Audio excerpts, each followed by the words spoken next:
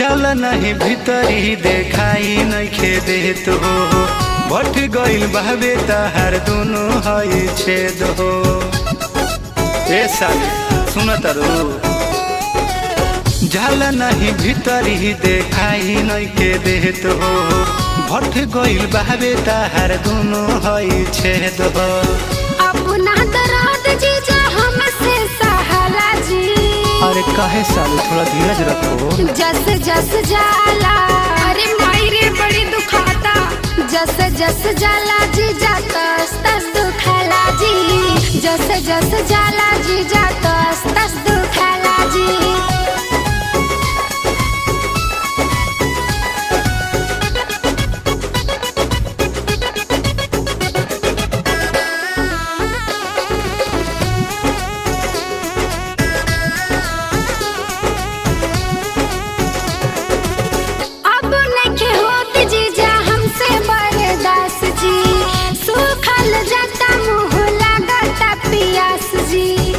बस 5 minute का तो काम है बुची, उसके बाद तो आराम है।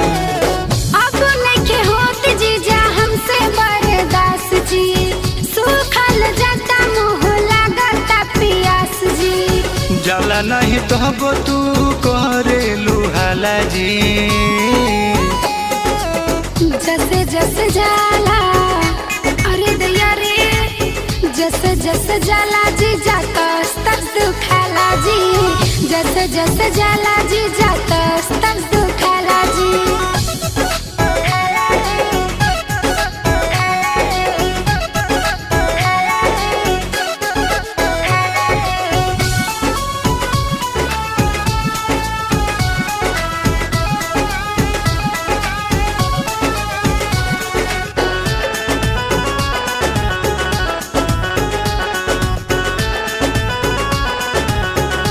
ए साली थोड़ा सा दर्दिया सहजाओ मोरा सलिया, तबे झमकाओगी झुमका तीन तलिया।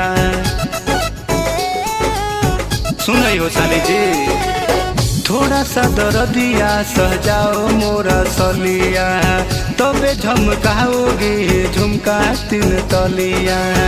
अमित सिलेंडर जीजा बहुते पीराला जी।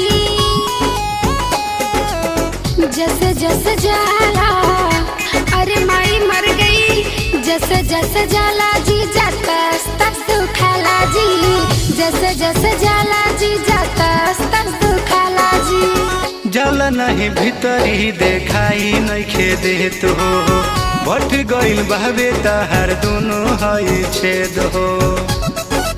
ए साली सुन तारू, जल नहीं भीतरी देखाई नइखे देत हो, भट गइल बहबे तहार दुनु हई छेद हो।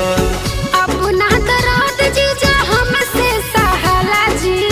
अरे काहे साली थोड़ा धीरज रखो। जस जस जाला, अरे मायरे बड़ी दुखाता।